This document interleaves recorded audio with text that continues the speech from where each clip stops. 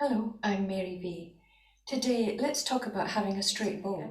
When you look at recordings of high fits, especially at the heel actually, because he's got the Russian bow hold, I can't really do it properly, but you hold it much higher up in the hand, and your fingers are kind of more like that, and your arm is very high.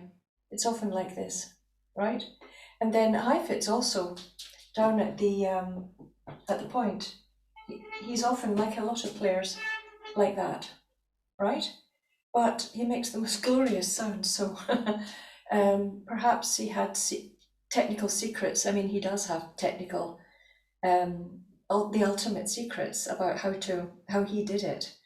But the Russian bow hold, it's a bit of a mystery, exactly how it works when your hand is so much in this position, so much like that.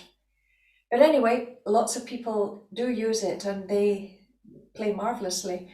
But I have noticed that people who have a Russian bow hold, more like this, their bows are crooked a lot of the time and doesn't seem to make a blind bit of difference.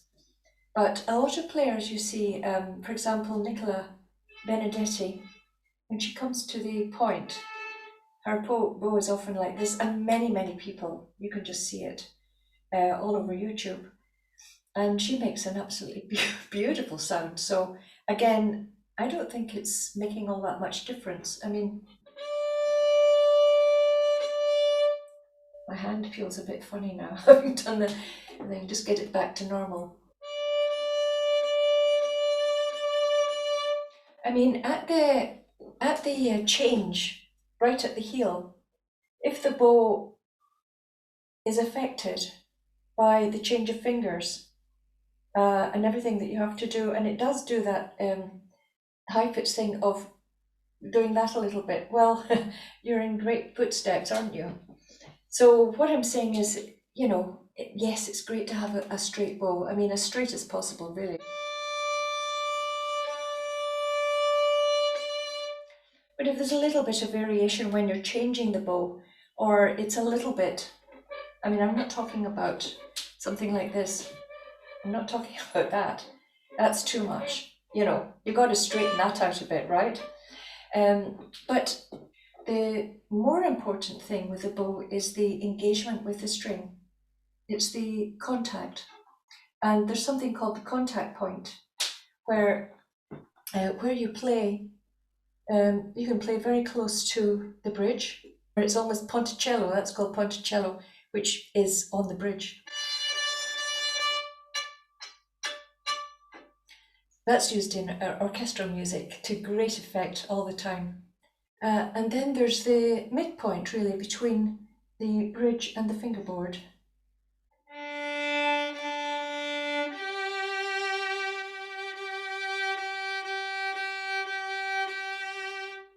And then there's, to play very quietly, you can go all the way nearer to the fingerboard.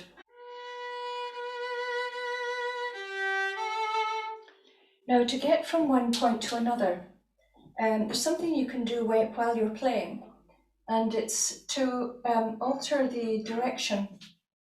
If you're playing very much on the fingerboard and you want to come up to the middle, you sort of guide you guide the bow in a sort of change of direction circle. So you can do that at any time. And rather than playing quietly or loudly by the amount of pressure you're playing, you can also alter it by changing the contact point and then moving it around and using directional. I'm exaggerating it a little bit. It's actually a lovely thing. It's a different thing from feeling that the bow is always just on one plane, where it can actually change like this from side to side. So it's almost like changing lanes, where you're going along and then you change the lane and then you go like that. So that's another dimension. you know, you see soloists doing all sorts of things with their bow. They're not just playing on one plane all the time. They're actually changing lanes. So there's so much to bowing, but it's very good to think about the contact point that you're playing at. If you play something pianissimo and it's also very, very close to the fingerboard, in a certain hall it may not be powerful enough. You might be piling on the pianissimo and the tone is a little bit too weak. For example, like this.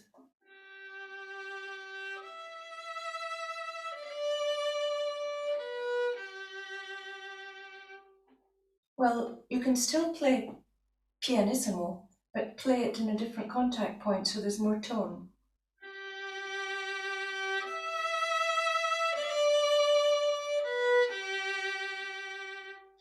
So there's lots and lots of variations you can do to alter the color, alter the tone. And you can spend, there's many exercises to do, alter contact points, but you can use pieces to experiment with it. So I hope that's helpful, and bye for now.